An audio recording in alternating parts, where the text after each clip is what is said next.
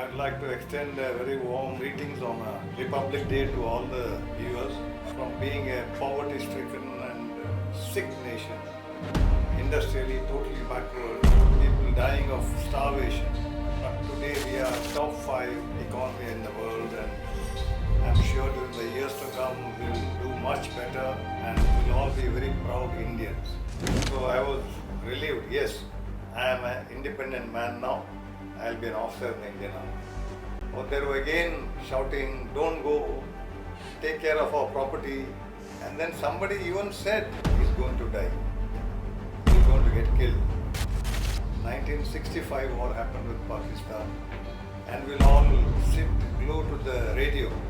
So I thought, why not try a shot at the Indian Army? That soldier was a beloved son of his parents, beloved husband of his wife, and a playmate of his 2 children. And his wife will never ever hear the footfalls of her husband. And those children will never know the meaning of a warm hug from a father.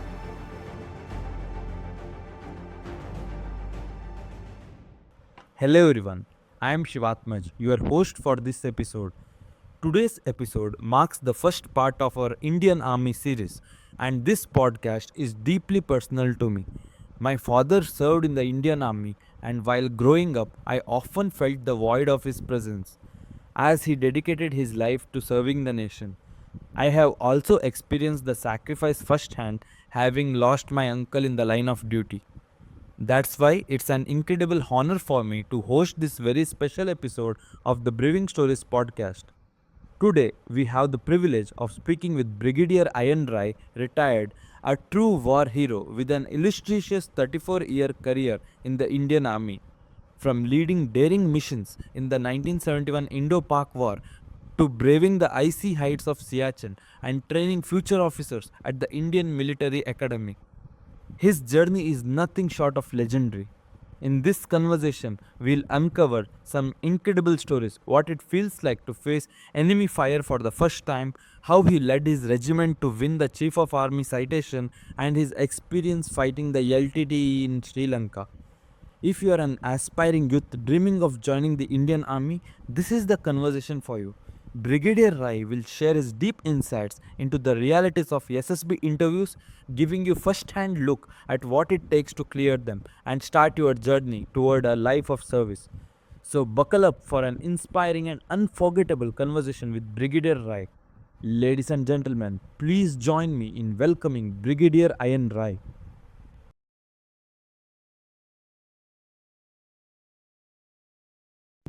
Sir, thank you so much for joining this episode. It's my honor to have you in this show. It was my pleasure. It is my first time we are having a person from Indian Army, and we have immense respect for Indian Army. And the purpose of us for firstly doing this is to spread awareness, and people who are interested to join Indian Army, that they can get real insights, because there is so much misinformation that is getting spread on the internet. So we directly wanted to hear from you about your journey. So to go back, to start our conversation, I would like to go back. आपके किस्से तो हमने बहुत सुने हैं, but we would like to hear from you only. Like, what inspired you to join Indian Defense? Before we begin this short talk, I would like to extend a very warm greetings on Republic Day to all the viewers. I would like to say that I was born in 1947. I have seen in 1950 I was a young boy. I have seen this country becoming a very advanced nation, from being a poverty-stricken and sick nation, industrially totally backward, and people dying of starvation.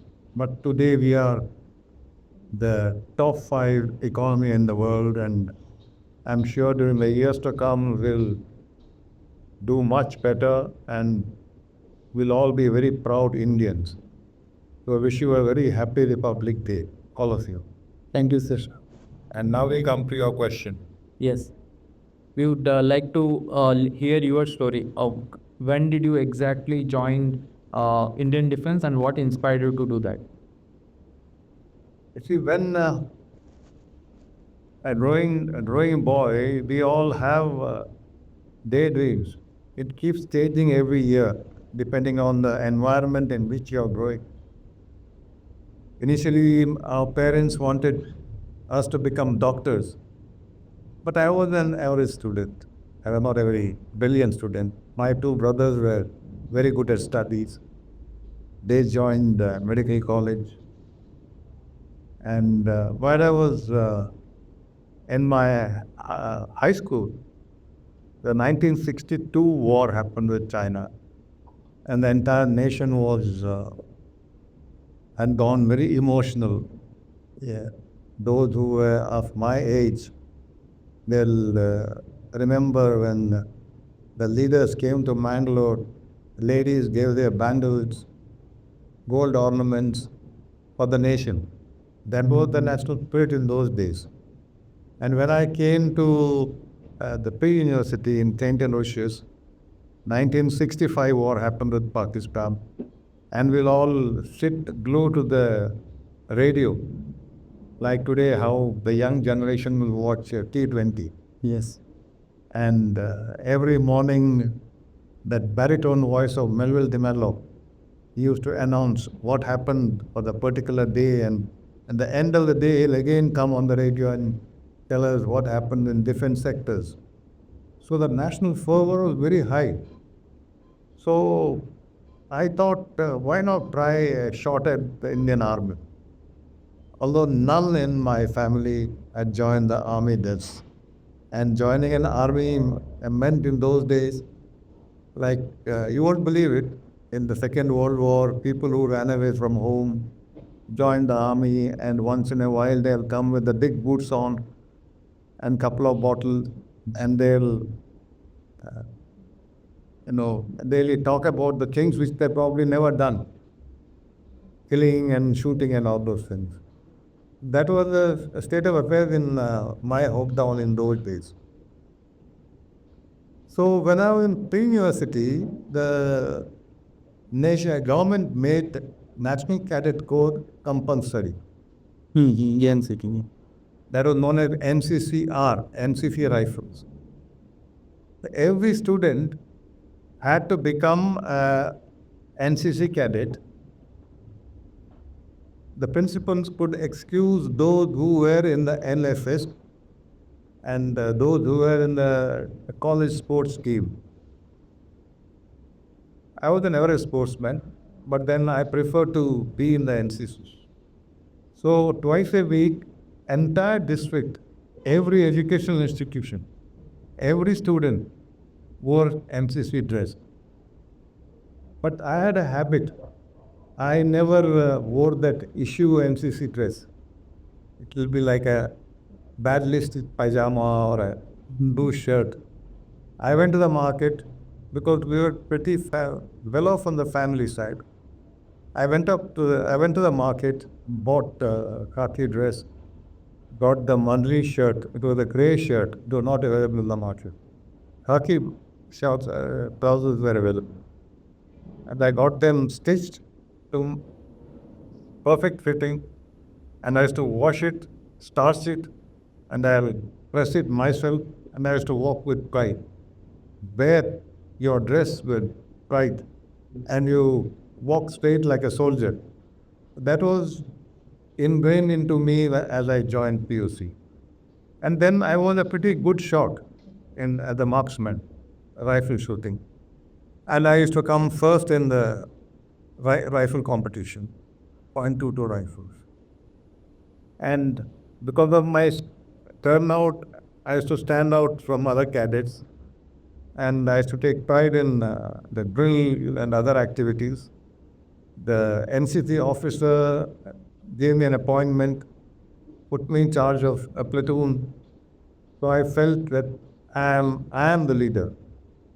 When on your one word of command, when a platoon turns right or left and make marks, you feel a surge of power is coming in. You feel that, yes, you can do it. So it went up, and in the first year of BSc, I went for Army attachment camp in Pune with Marathas. And that gave me a lot of confidence. I could do their drills and weapon handling, obstacle courses, and I became very proficient in handling of self-loading semi-automatic rifles, light machine guns, medium machine guns. And when I came back, other cadets used to get inspired by my knowledge. And over the years, the second year, I became a best cadet in St. Aloysius. Then third year, it was repeated. I became the best cadet. I became the senior most under officer in Mangalore group. The erstwhile Mangalore group then had the present Udupi district also under. So I was known as a group senior under officer, and the cadets used to look at me for inspiration. So that decided me, yes, I got something, let me join the armed forces, which will give you more a boost to your overall personality and your capability. I didn't tell my family, my parents, and when I told them that I'm going for applying for armed forces commission, this thing, they were shell shocked. They objected, but then I stood my ground. I went for the SSD. My uncle, who was a professor in St. Aloysius, he told me, pacified my parents, look, hundreds of candidates go for SSB, but selection is very difficult. So he may come back. That is pacifying my parents. But when I came back, I told them I was selected. That's how I got into the armed forces. So kind of your selection itself disappointed them in certain way. Yes. And to be honest, in those days, there were two stages of interview. One was a preliminary, that was final.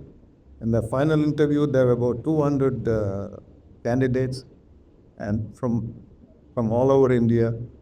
And on the very first day, exactly 50% got rejected in the IQ test, the screening test.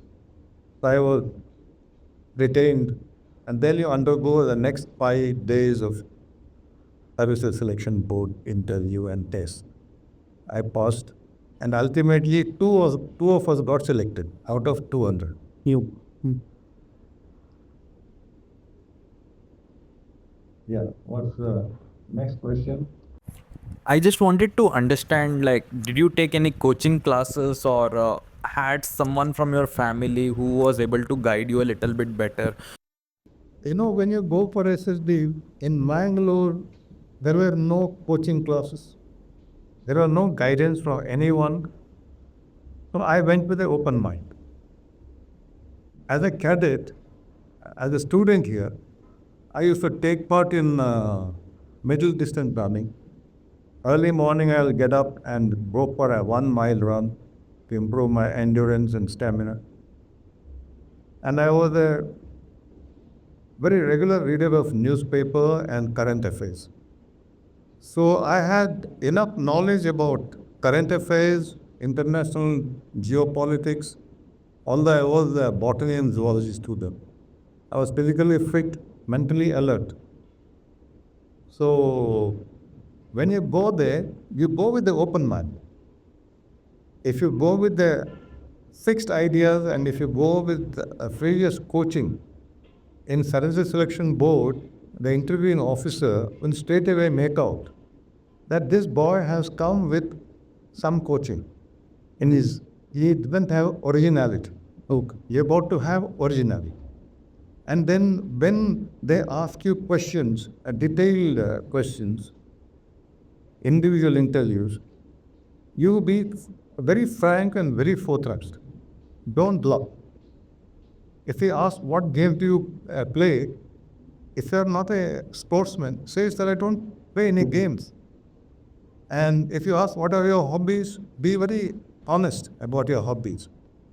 Like you ask me, what do you do on Sundays? I'm just giving an example. You see, my father was Deputy Director of Fisheries, Karnataka State, and he is one of the founders of the Fisheries College in Mangalore. They had been to Japan. for a specialized training, and they are the one who started Marine Products Processing Training Center, known as MPBTC, and the Fisheries College.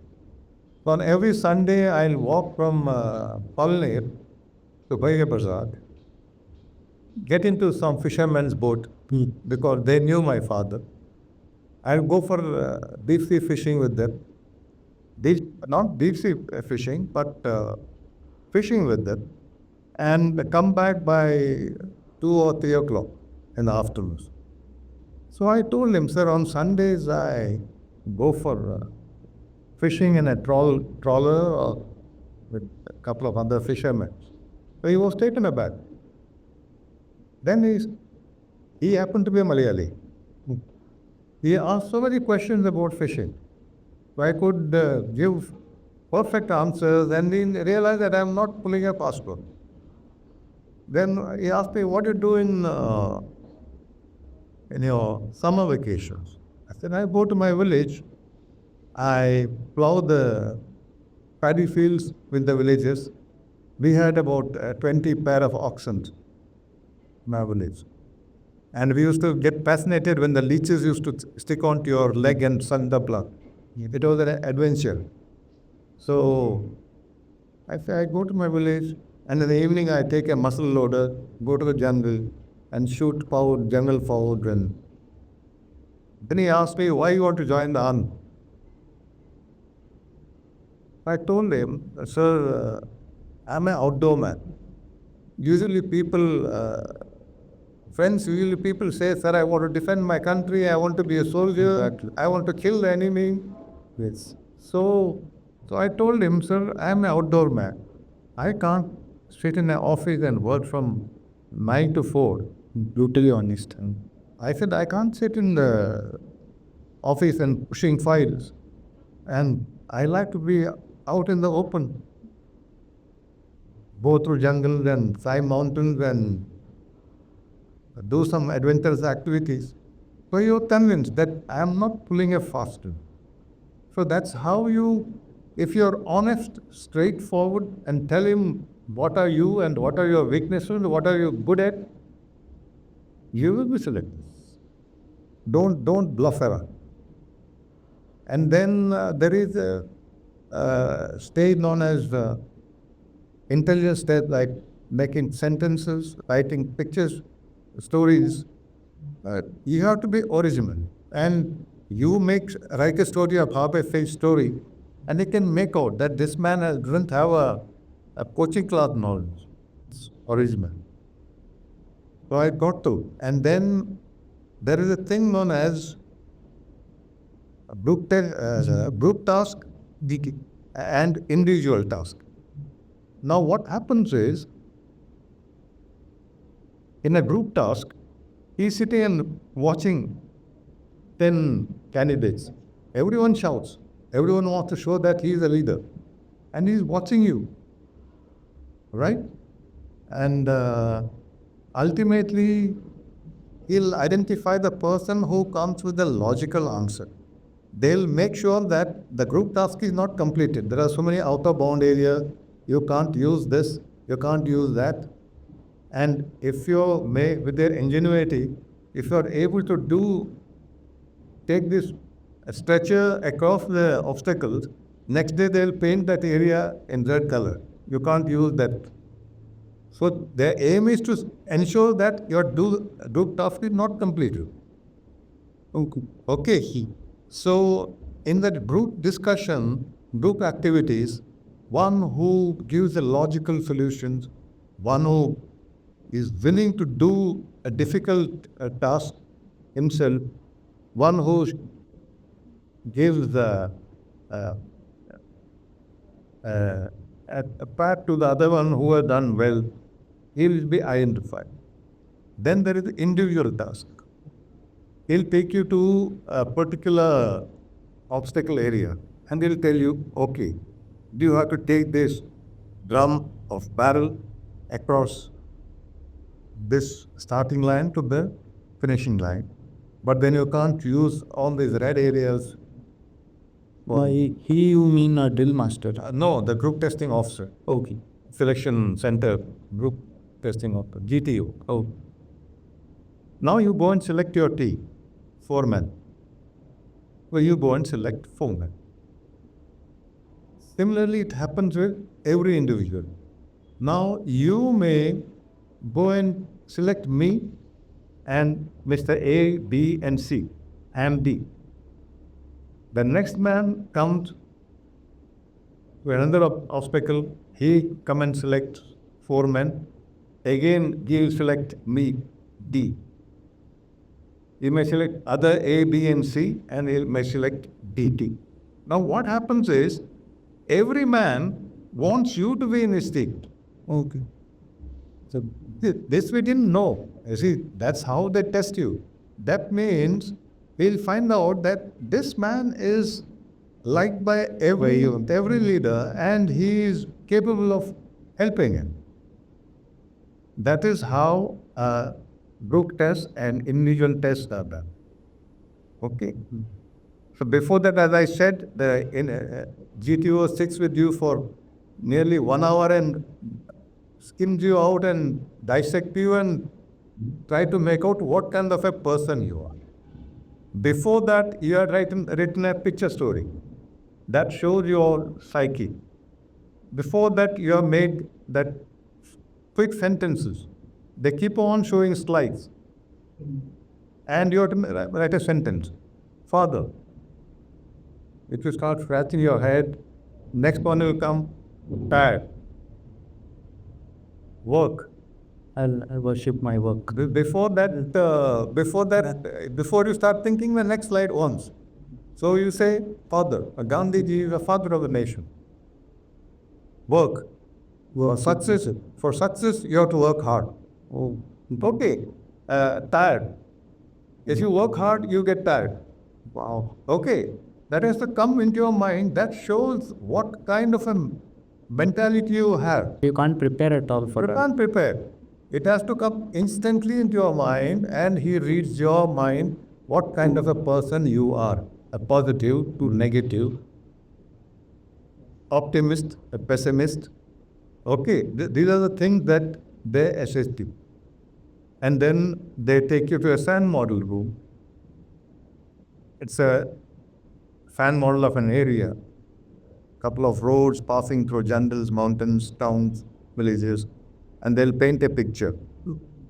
And they say you are going in a bus, and you are 15 or 20 of you in the bus.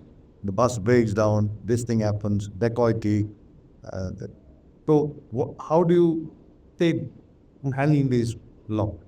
So everyone gets up. Everyone wants to speak without thinking as to what is a logical solution for that.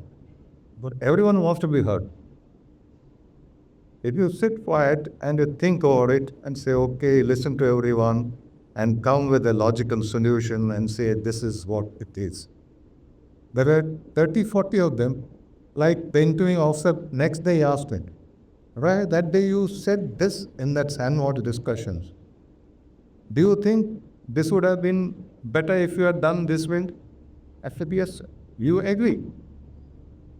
Probably you overlooked a problem. Yes, that would have been better. So he has already told you that your solution was good, but it would have been better this way. Yes. And then, final day, last but one day, there is an obstacle course. In both, there are about 15 obstacles, and you are given 2 minutes to do it. Tarzan swing, go or jump on a pit, climb the wall, and go on a Burma bridge, go on a monkey rope, and so many of the double ditch. And in the time, his time starts now, he'll let one go. And he say, if you can finish this in less than 2 minutes, we can repeat. Because I was in army attachment camp in Pune with Marathas. So I did one round and did 50% of the obstacle second time. That is, if you know how to handle the obstacle and negotiate the obstacle. And then final day, there is a proper interview. Till the final day, you're in your shorts, your canvas shoes, your vest, and you're wearing a chest number. You're called by your chest number only. Number so and so. Number so and so. No name. But on the final day, you wear a trouser, a full sleeve shirt, wear a tie, and one by one you go into the main interview room, where the president of the selection center is sitting in the center. There's a huge horseshoe shaped table, and all the other GTOs are sitting and looking at how you walk in, how you stand in that square marked for you, and they may ask some more questions to you. It may be pertaining to your interview period or maybe later period, anything other. So I was called in. So others took about 5 to 8 minutes per individual. I walked in and I wished them, and I stood in Vishra, stand at ease. And the president asked me my name. I said, "Are you so and so so and so?" I said, "Yes, sir." "Okay. You come from Mangalore?" I said, "Yes, sir." "Okay, you can go." That's all. I thought, end of it. Probably you are selected. And I came out. But in my heart of heart, I knew that I had done well. So ultimately, they called the name of two candidates. If you are selected, you stay here. The others can take their orders and move. And these two will go for 2 days of medical interview in the Air Force Hospital, Bangalore. So we spent the next 2 days going from medical boards, ENT, eye, cardiology, orthopedics, flat-footedness, all those 2 days of tests. We continued to stay in the SFD. And finally, we were cleared of our medical board. I felt relieved. And I came back home and told my uncle, he was very fond of me. He was a professor in St. Aloysius. He was a controller of examinations at Mangalore University. I told him, "Mama, I've been selected." I felt happy because unlike today, in those days, either you do BA or BSc or BCom or BA LLB, medicine or engineering. Exactly. Rest, there is no other value. You do business or join the bank. So I was relieved. Yes, I am an independent man now. I'll be an officer in the Indian Army. Oh, they were again shouting, "Don't go, take care of our property," right? And then somebody even said, honestly, in our language, Tulu, they said, "He's going to die. He's going to get killed." Exactly. Okay, that was the mindset in those days. Even nowadays, sir. I don't know, today when I go to various colleges and they were pep talk to the students, the parents are there, I begin by saying, "How many of you want to join the armed forces?" Some girls and boys will raise their hand. I said, "Have you asked your parents?" Parents are sitting behind. They don't, they neither nod their head in affirmative nor in negative. And later the ladies come to me, families come to me, parents come to me. Said, "Sir, joining the army is dangerous, no? People get killed." I tell them, "Look, I got killed almost 5 times, but then I survived. The day you have to get killed, you will be killed. Today you open a local newspaper, say Udayavani, turn page number 9. Every day there were two-wheeled riders come under the truck or bang against a lamppost or hit the divider and they get killed." To be honest, I'm not demeaning anything. Then you say that is known as dog's death, dying on the roadside, coming under a truck. I tell them it's a dog death. But getting killed by having bullets on your chest and being brought back home with national tricolor on your body, and people are giving you so much of respect even after you are dead. That is a unique experience for others, not to you, because you are no more. You are not alive. But people remember you for what you have done. I say that I am reminded of Abraham Lincoln, who said, every man should be proud of the place to which he belongs. And I want such a man to live so that his place can be proud of him. So, if you die for a cause, defending your nation, and if you die by doing so, your place will be remembering you and they'll be proud of you. Yes. That's about my joining the army. So that is done to check the mental strength of the candidates.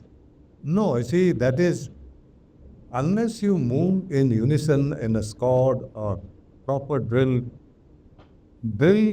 and discipline goes hand in glove. How was your passing out of parade? Pop. If you have some memories of test matches or anything you'd like to share with us from those days. No. Although I knew I deserved a lot more, and in our post there were 400 cadets. Out of 400 cadets, I was 92 in order of merit. 92. 92. Because in those days, I don't want to talk about partiality, regionalism, parochialism. Company was the best PUP. No, I was in Kohima Company. Later on, I went to Kohima Company only as company commander, the inspector in OTA Metro. No. MBA is the more of a glamour, but there the young boys go there, they do 3 years of degree course and 6 months of basic military training along with the degree course. And that, What is the main difference between India and IMA? Like student mentality, cadet mentality, how it changes from India to IMA? MBA, see, you are doing 3 year degree course. Yeah. At end of 3 years, you get a degree from JNU, either BA or BSc. And you are taught basic military training in NDs. And you lead a little luxurious life, although you are being taught by professors, qualified professors. And there are military, Army, Navy, and Air Force officers put in as your squadron commanders. Besides academic curriculum, you also do adventure, military, and activities, horse riding, sailing, paragliding, and boxing, uh, all sports activities. You do everything. And it, you go with your record? Yeah. Okay. So, and little bit of mischief. Okay. Cadets, the food is 5-star food. That is same thing in OTA and IMA also. For example, eggetarian, one who eats eggs only, he gets 7 eggs a day. 2 for breakfast, 2 for lunch, 2 for dinner, and 1 for pudding. A non-vegetarian gets 3 eggs a day plus mutton and chicken. And vegetables, dal, roti, rice, and everything, and cornflakes, porridge, sausages, that kind of a food is gets. So, taken care of, good foods, but despite eating all this, you remain hungry because the amount of calories you burn, you're always famished, hungry, want to eat more. You go to cafeteria and eat, pay from your pocket and eat. Okay, that's how the food is in IM and OT. So can you share us your experience, like for the first time in OTA? and also about your drill master and all those experience. See, entering the academy itself is experience by itself. There are some who have a prior knowledge either through briefing by somebody or they have been children of army officers who can explain them what is OTA and how to face the tough times ahead.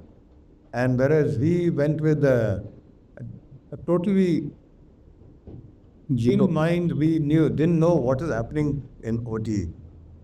But as you enter, first thing that you go is, in those days, we had to take a steel box and they give a list of items that you're supposed to bring: black trousers, white shirt, the tie, and black shoe, and all those things.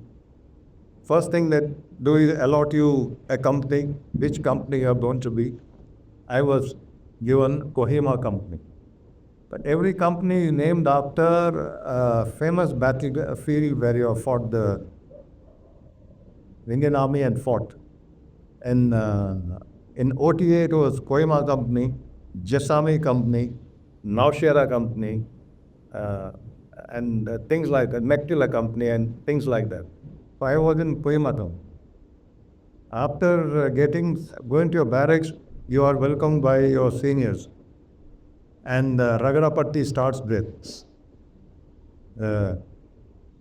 They start shouting at you, bullying you, and teach you how to stand in front of a senior and how to address the senior and shout, "I am so and so, so and so, so and so, sir," from Kohima company, sir. So all those things you start getting that injection straight away. And then we are all lined up and taken to the barber shop. And the barber is a merciless fellow. He comes one by one and gives you a machine cut. And clean. And when not clean, they leave a little bit of grass on top. Okay. And when you look up into the mirror again, you are shocked to see yourself. What has become of me?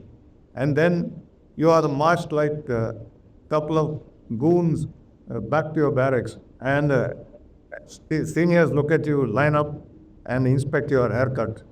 And they pull out how much of hair is left.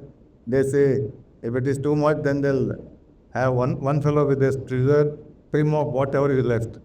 So that is how it is. And the training starts. And you're totally in a different world. If you like what you say, it is like breaking a person.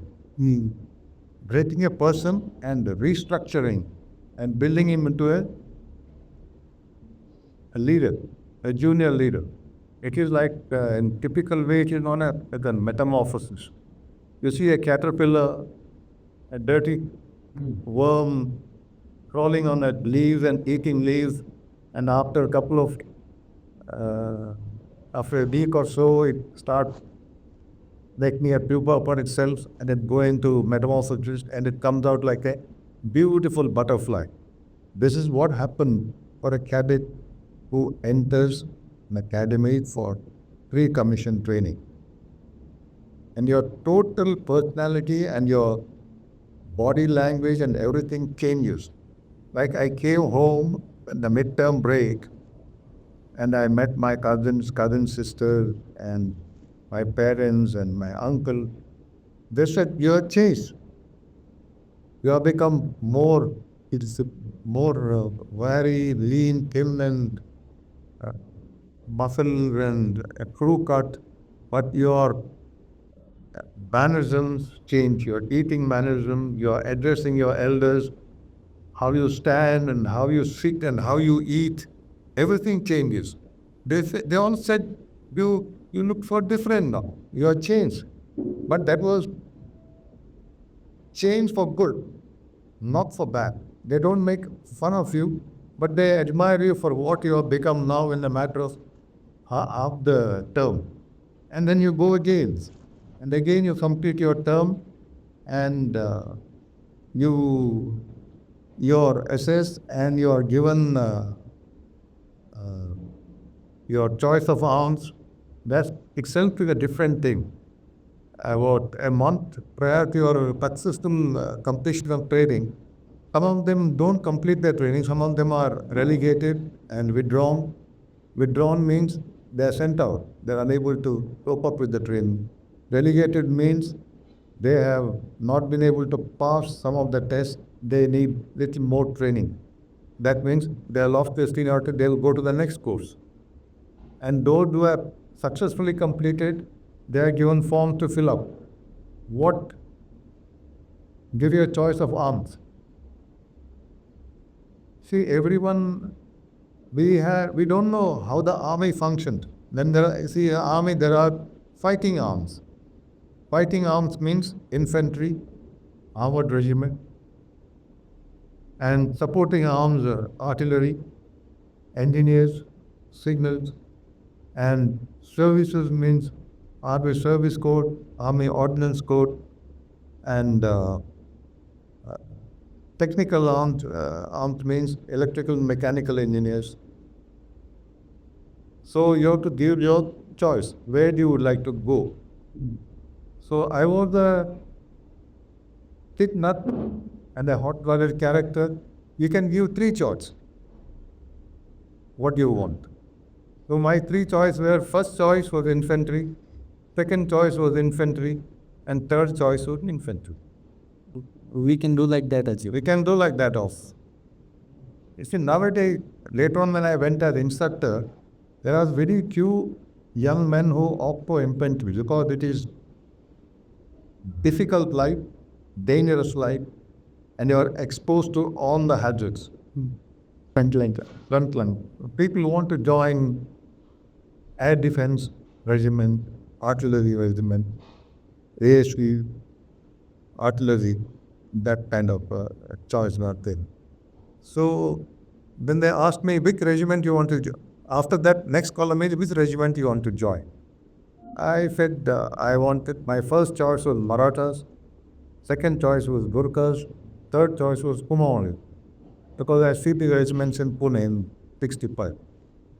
But then what happens is they make blocks of cadets who opted for it, who are given intent. So for each block, every regiment gets one cadet as officer. Because what happens is, otherwise some of the regiments may never get good officers. Category wise. Okay, so only one can be there. Yeah, only one. We got 21 regiments. They'll make a block of 21 cadets. The first block, 21 cadets, one each will go to one regiment. Otherwise, what will happen is a glamorous regiment like President's Bodyguard or the the Brigade of the Guards, or you want to go to Gurkhas, or you want to go to some other regiment.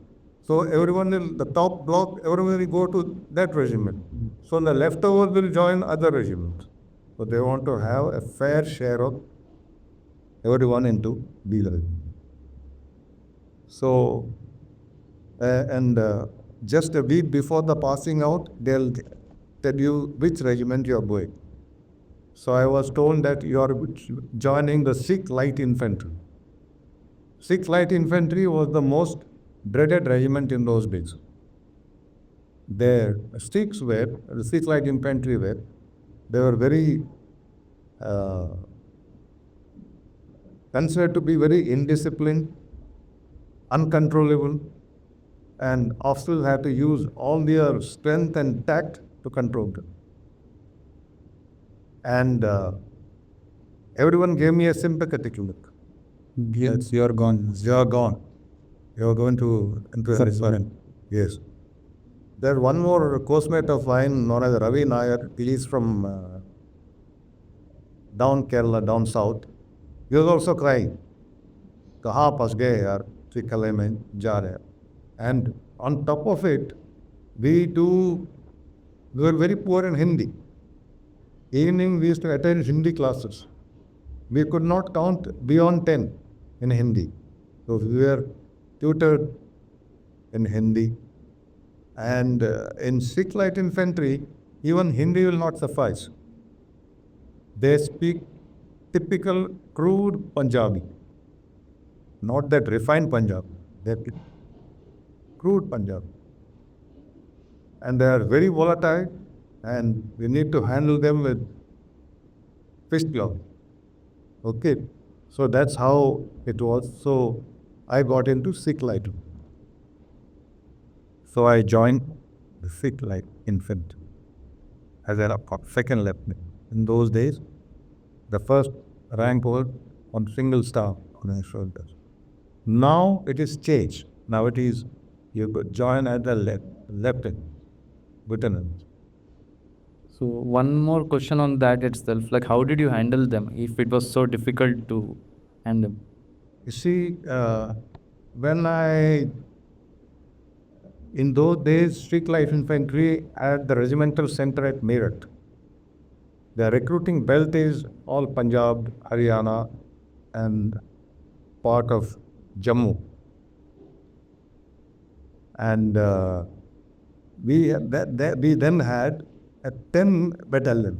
First Sikh Allied, second Sikh Allied, third Sikh Allied, fourth Sikh Allied, 7, 8, 9, 10 Sikh Allied. So 10 Sikh Allied battalions were spread all over in different, somewhere in field, somewhere in TVs, and somewhere a bit reverting back to field, and somewhere reverting back to peace. So my battalion was in Jalandhar. Okay. Now a battalion means about 700 plus soldiers. 700 plus soldiers will have about 14 officers. Although we are supposed to have 21 to 22 officers, we are living with the acute shortage of officers since then. Even today, the best thing is we can have 14 to 15 officers. The commanding officer in those days was the lieutenant colonel. Today it is a full colonel, commanding officer. And 5 to 6 majors, about 4 to 5 captains, and 3 to 4 subalterns, second lieutenants. We call second lieutenants as subalterns. Your parade, your interaction begins with your men first thing in the morning in physical training ground. So the parade starts, how the officers parade per, we go and we are asked to go and stand in front of that particular squad. Where there is no officer, you go and stand there. That's it. Which car? Start your PT. So you take that squad for a run. I'm just giving one example. Okay. I was a lean, thin person, a cadet with the crew cart, almost looked like a joker. But we were weather-beaten hard. Like I forgot to tell you one thing. The cadet, you are trained as a physically tough, mentally robust cadet who is capable of doing everything, every obstacle. Okay. Other leadership qualities are different, but most important thing is physical aspect. So the first day, you take a squad for a run. The Sardars are running with you with big boots. Third. And you're also running with them. They see a piddly, thin-looking second lieutenant running along with them squad post. They'll exchanging glances, and they'll kuch kare. So they'll deliberately take longer steps. Yeah. They'll take longer steps. And typical Mamayurian Namasheti bunk. I said, Acha bachus. I take double long steps. And then after 10 minutes, they're all panting. But I'm not stopping. And then suddenly I say, okay, thumb, roll to upper, bench stretch, 30 bench stretches. No, 30 bench stretches and turn there only and 30 sit-ups. खड़े हो जाओ, खड़े हो गया. They thought the day that over, दौड़ के चल, again run. And by the time the PT is over, they're, In Hindi they say, "Uska tail nikal gaya." Then they all look at each other, इससे क्यों पंगा ले यार? Okay, see that is how an young officer proves himself with his men. He had to prove that you are physically tougher than. You have to prove it that you can do most difficult instead of climbing a rope single and then using your knees. With that you have to climb only with your hands, or you can climb two ropes with two hands and keep your leg in airy shape and go up and come down. And you have to do everything that they can't do. You have to do which they can't do. Some of them, but nearly 50% can't do what you can do as a young officer. When you prove that, they realize, "ए बंदा चंगा है, बंदा ठीक है, better." Okay, you have proven your physical prowesses with them. You are no less than them. You are better than them. Then you go to range. Short range, 25 meters range, you shoot. You make them shoot. And then they'll not go and look at their target, they go and look at your target. You make a small 0, 5 bullets, and then say, they note a approval that you are a good leader. So the stage starts from physical fitness, weapon handling, obstacle handling. Then evening you have to play games with them. Each team, each platoon, each company has an evening game session. You play with them, basketball, volleyball, but you avoid playing where there is a physical contact. Oh, We don't play kabaddi with them. We don't play wrestling with them. We don't do boxing with them. You play all other games with them, but you prove your efficiency in every game. Able to refer, able to sort out differences. That is where a team spirit is built. Training area, shooting, obstacle course, games. Then you take part in the inter-company games and sports competitions. You lead from the front. There is a साहब चाहिए था, साहब के बगैर तो game नहीं चलेगा. That's what they say. साहब is required. As a second lieutenant or a captain, they want you to play with them. And then night training, you train them in tactics, platoon level and company level tactics, and then you show your knowledge.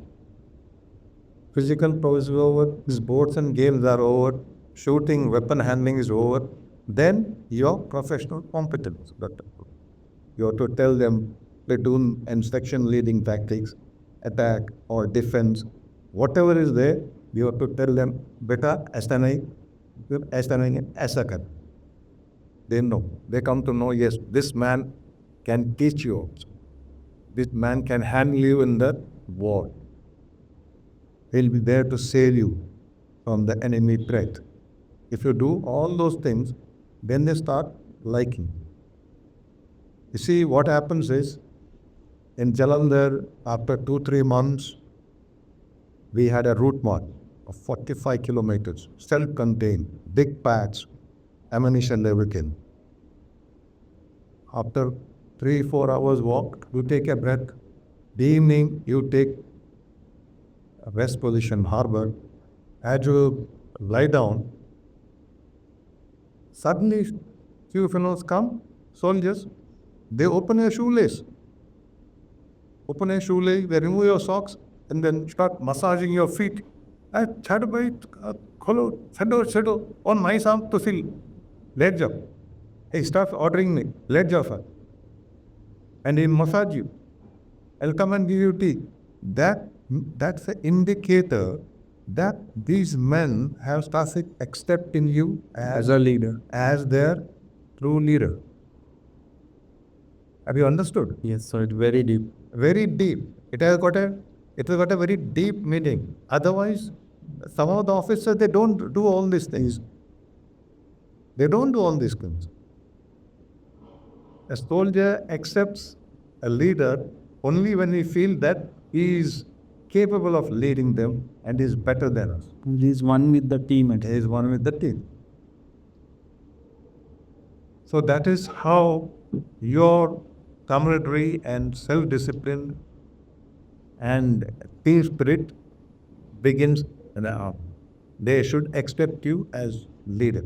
You are an example of a good leader. Your daily turnout, your personal conduct, your discipline, your professional competence, everything matters. The day soldier accepts you as a leader, your day is over.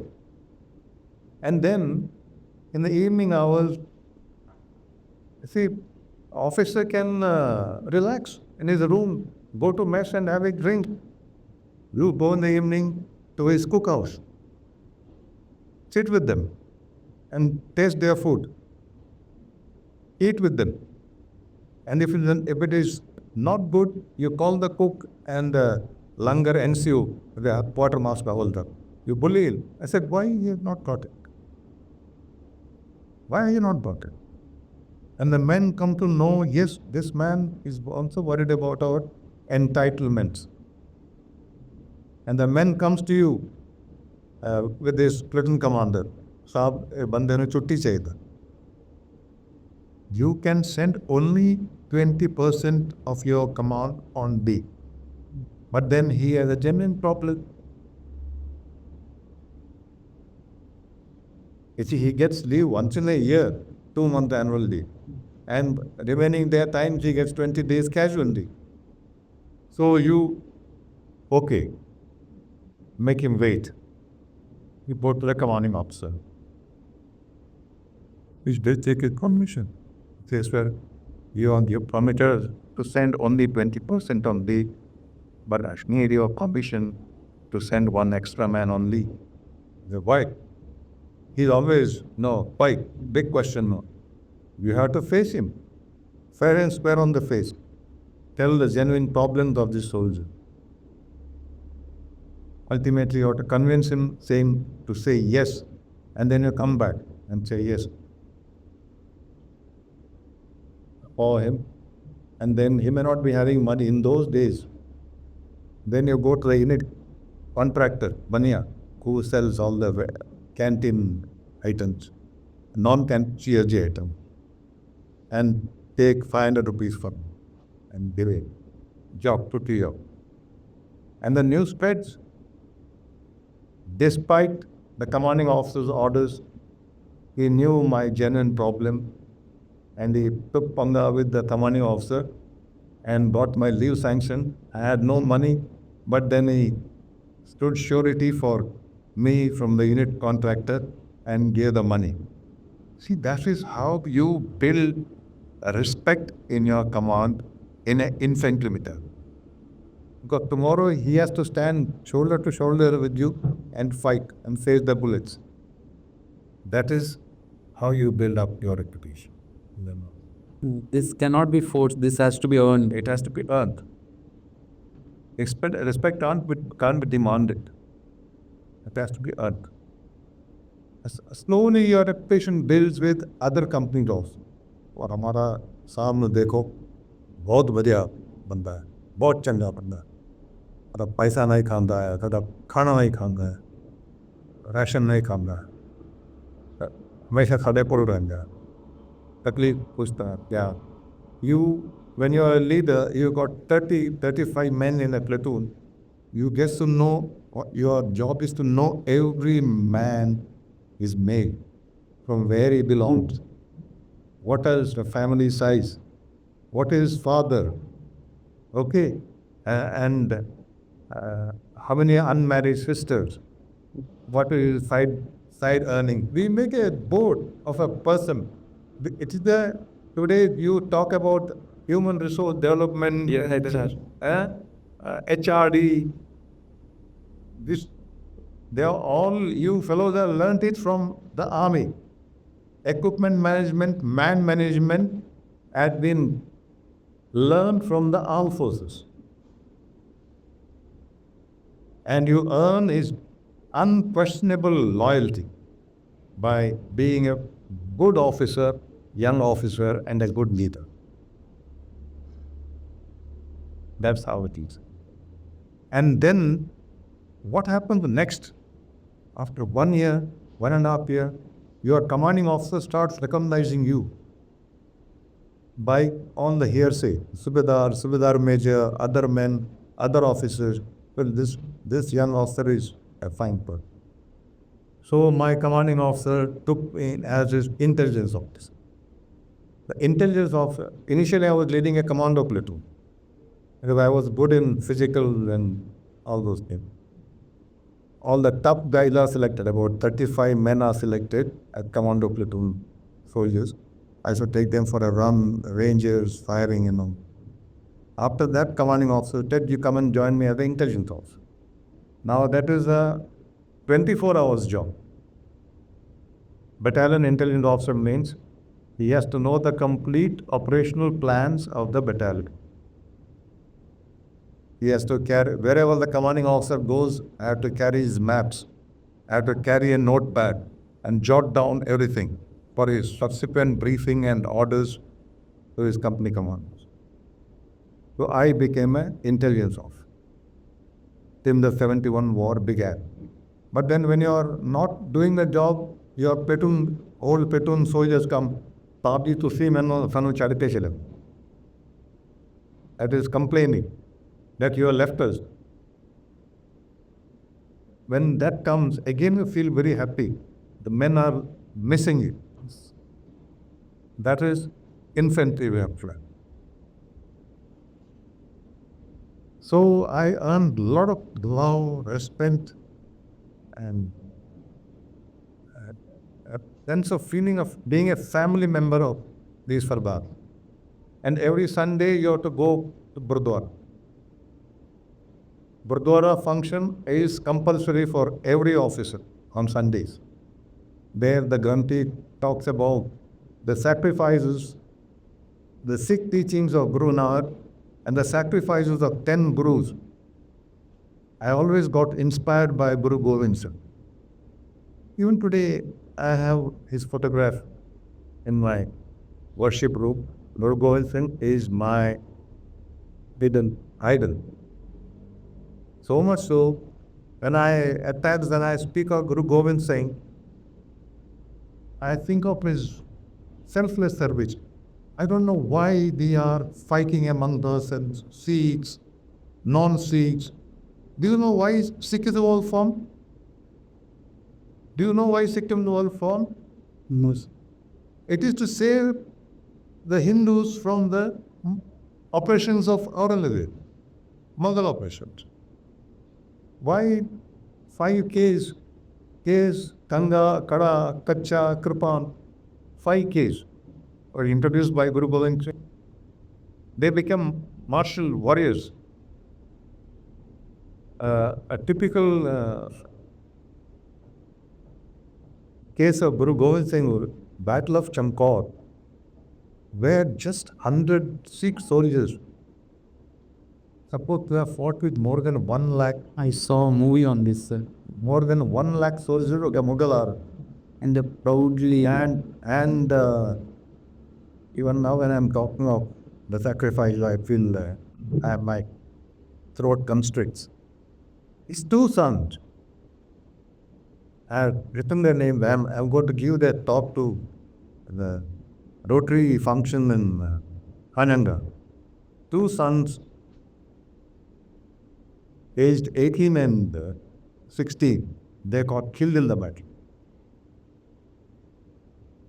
And his 2 sons, who were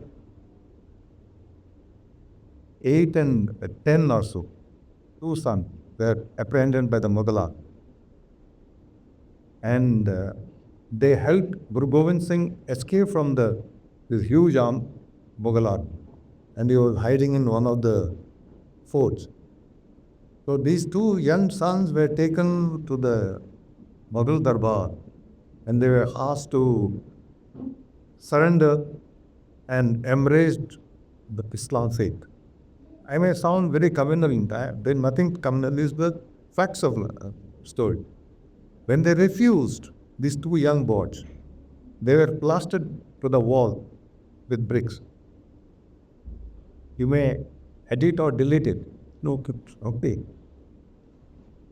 And the story says that as the younger boy was being covered, the elder boy started crying. And the younger boy asked the elder brother, Paji, तुसी क्यों रोंदे हो? डर लगता है? What the elder boy said, that my bro, I am dying because I am crying because you are sacrificing yourself before I can sacrifice my life. That is the true story. This is talk. This is spoken in the Gurudwara to the men for the motivational talk. And when this message came to Guru Gobind Singh, what he said, ਜਦੋਂ मैं बाज से चिड़िया लड़ाऊं, बाज means hawk. When I make a sparrow fight with the hawk, ਜਦੋਂ मैं शेर से गिद्ध तड़ाऊं, when I make a fox fight a lion,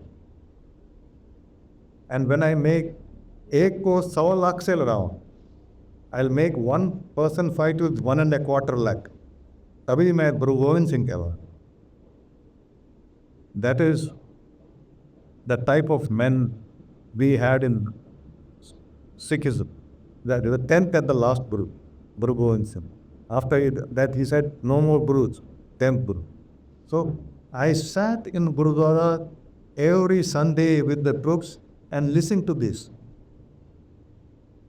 One of the verse says, that is, it is in Punjabi, Gagadna Mawa Bajio, Pariyo Nishane Khao, Heth Jo Mandiyo Surma, Amjo Junkam Dhao, 1600 पहचानिए जो लड़े दीन दे हेत, पुरजा पुरजा cut मरे, कबू न छड़ देखे.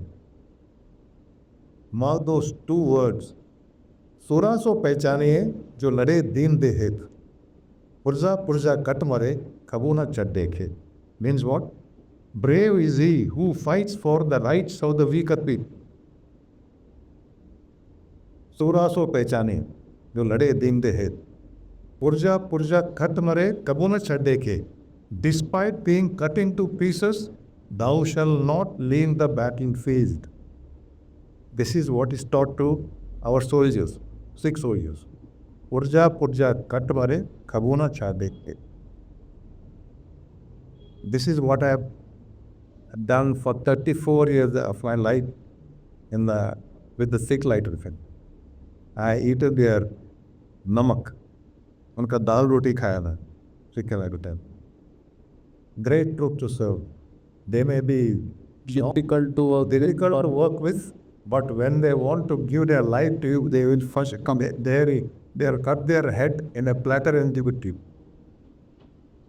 I am very fortunate to have spent 34 years with them, except for 2 years in OTA as instructor and 2 years in Indian Meat Academy. I have come under receipt film. The rest of my entire life I have spent with the troop. As Commandant also, and Ticklish and Brigadier. That is Sikh. You saw on the TV recently in East Ladakh, Chinese beat up one regiment. Yes. And the CO died. And the same thing they tried in Arunachal, in easternmost part of Arunachal Pradesh. And who beat the Chinese and chased them away as generals? That was the Sikh troops. They thrashed them, abused them. They can give the filthiest of the Punjabi galis, and they thrashed them in Arunachal Pradesh. They can do anything for you. Next question. I got so lost. So how did you pay when you kill one person? First person you killed, how was you paying? That was in 71 war. Yes. What was your experience of that first encounter? That was another. No, it's not. No, for the camera. Yeah. How was your experience when you did your first encounter?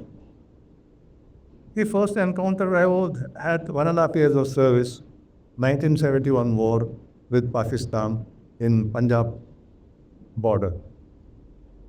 The attack was launched on a Pakistani post at 11 o'clock in the night on December 11. December 1971, December at 11 December at 11 o'clock in the night in winters. We were asked to capture a Pakistani. They had come in a little bit and captured one of our posts. That was not ours. It was being taken care of by BSS. And on 3rd December, when they want launched a surprise attacks, they captured that post. So before the ceasefire was declared, our higher command decided that they should be taken, and we should also take the Pakistani post and push the Pakistani beyond Ravi River, across Ravi River in Lahore sector. Nobody was willing to do that. Then the task fell on my battalion, the Sikh battalion. So we launched an attack that H hour, means hotel hour means, that is the imaginary line you cross at H hour. It is about 800 meters from the enemy.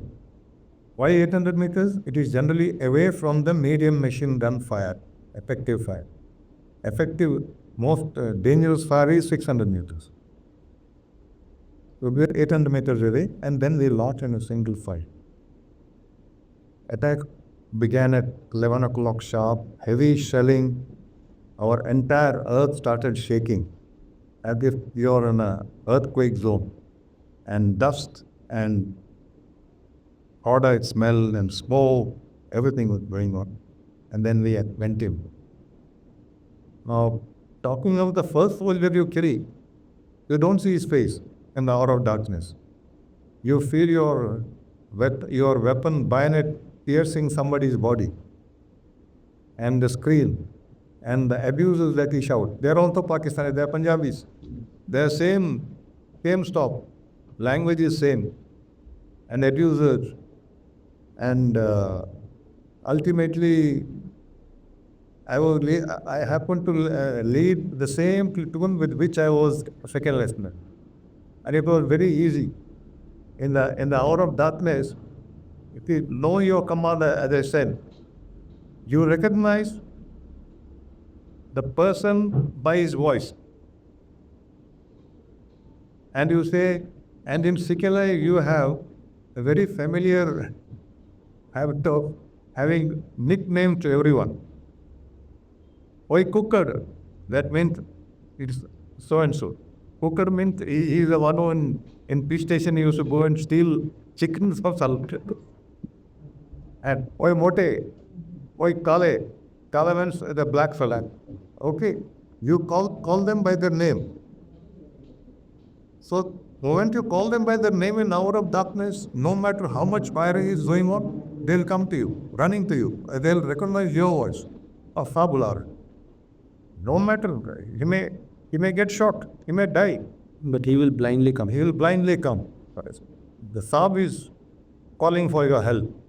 That's how we fought. No, the first man whom I killed, I don't know his face. And then after killing him, you move forward. You have to accomplish your task. And the battle went on till 5:30 in the mornings. 5:30 in the morning. You don't know. Next day morning when you look for the man whom you kill, you don't know who. Somebody else has stabbed him with another bayonet. Ultimately, the same dead body has got 4 or 5 stab wounds. So, in the hour of darkness, it is only shadows of death dancing in front of you, in that smoke and light and dust being kicked around. That's how the battle went on. By morning, we had succeeded in capturing the post, and the entire enclave, and the Pakistanis had left behind all their dead and 3 ton loads of ammunition, arms, 13 universal machine guns, 2 US-made jeeps with anti-tank guns, 2 Chinese anti-tank guns, They left them and they had run it.